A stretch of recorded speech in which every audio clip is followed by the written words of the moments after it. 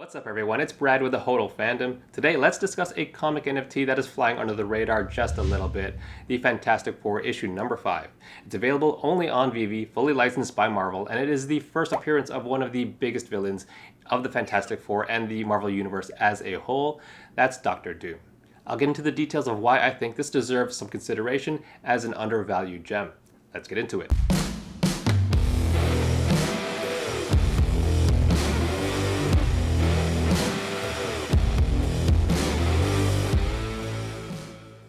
Just a little bit of housekeeping first and foremost. In my last video, I referenced a comic market cap tracker, so I've cleaned it up just a little bit and I've added some functionalities to it. I will briefly reference it in today's video, but I have linked it down below so you folks can explore it.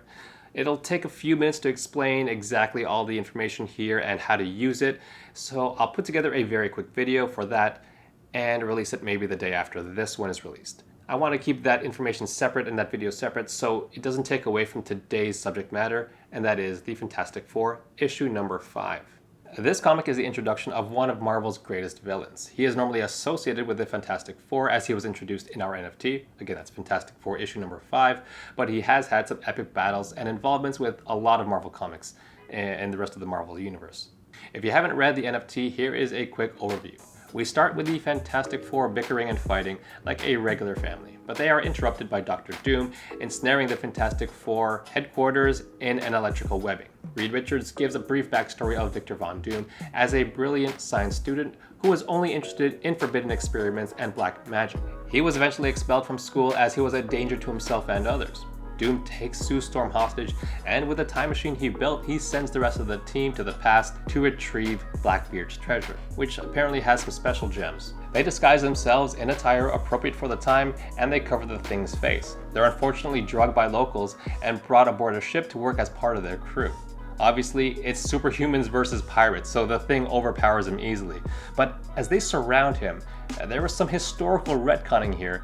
It's revealed that in the Marvel Comics universe, the Thing is actually Blackbeard. The Thing becomes the legend of Blackbeard. Anyways, they defeat some other pirates trying to commandeer their vessel and find the treasure that Doom was looking for, but they switch out the jewels for chains so that Doom doesn't get whatever power is infused in those jewels. There is a bit of drama where the Thing wants to stay in the past as he's just a monster in the present. He feels more respected as Blackbeard. I guess he never considered that there are no washrooms or plumbing or toothbrushes back in those days, so I guess it wasn't a real thought out plan. Anyways, he changes his mind eventually, and they are all pulled back by Doom. He discovers that they switched out the jewels for chains, and while Doom is distracted dealing with the rest of the team as he cuts off their oxygen to their chamber, Sue Storm short-circuits his panel and allows the team to escape. Dr. Doom is also able to escape, and we know he will return in future epic stories. So here are some other quick facts on how powerful Dr. Doom is. He is one of the smartest people on the planet. In the Marvel Comics universe, he and Reed Richards are usually 1-2. Some people, not a lot of people, but some feel that Doom is even smarter.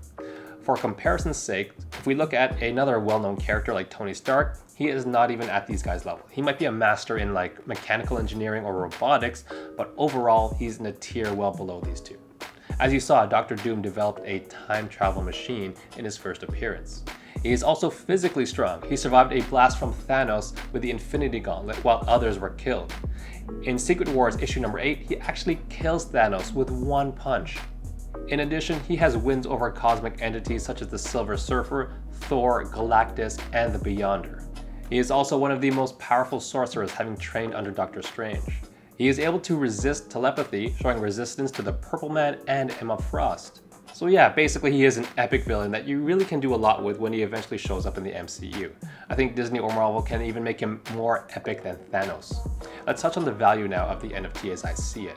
As a character, Dr. Doom is not as well known outside of the comics universe. The Fantastic Four as a franchise, I think as a whole, is flying under the radar, having only 3 movies in the last 26 years or so, with the most recent one being really bad. Victor Von Doom did have appearances in those movies, but unfortunately it wasn't as epic of a character as he deserves. He deserves the Thanos level treatment in the MCU. And I think with the changing of the guard in the MCU combined with the acquisition of Fox by Disney, there will be a focus on the Fantastic Four and their universe, which includes Dr. Doom. Let's also look at the comic market cap, and to do that, let's pull up my market cap dashboard here. It's linked below, feel free to explore it, and I will have a very quick and separate video explaining everything in it and how to use it. For this purpose, let's take a look at the Fantastic Four issue number 5 and some comparable comics. So let's include Journey into Mystery number 85, Daredevil number 1, Ultimate Fallout number 4, and I think Avengers issue number 8 are all in the same tier. If we move to the charts, let's move to the zoomed in chart. The top one here is Avengers issue number 8, and as I mentioned in my previous video, I believe this is very overvalued, so we can almost ignore that. Let's focus on Fantastic Four issue number 5, and you can see that for every rarity, excluding the secret rare, they are at or near the bottom of comparable comics, or what I have labeled as comparable comics. So that's value. When you combine that with the fact that the character and the franchise that introduced him in is flying under the radar, that's a very good value, in my opinion. Not financial advice, just providing you guys with the information and the tools to hopefully help you find some hidden gems, and also to connect you guys to the fandom. Well, that's the video. Thank you so much for watching. Please consider liking and subscribing, and I'll see you very soon in the next video.